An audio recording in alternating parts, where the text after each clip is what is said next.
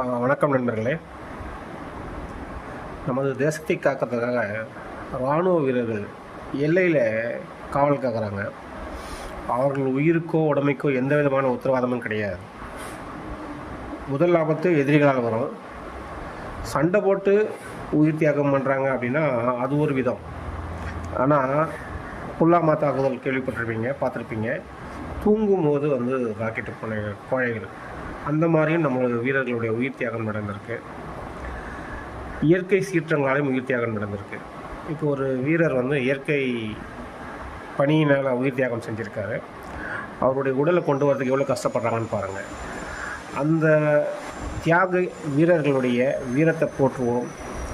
அவர்கள் வாழ்நாள் முழுவதும் அவருக்கு நன்றி பட்டிருப்போம். அவர்கள் எல்லையில் காவல் காக்கிறதுனால குடும்பங்களை நம்ம முடிஞ்ச வரைக்கும் பாதுகாப்பு கொடுப்போம். நன்றி, வணக்கம். ஜெய் ஹிந்த்.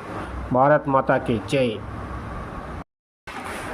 வந்தே மாதரம், வந்தே மாதரம், வந்தே மாதரம், வந்தே மாதரம்.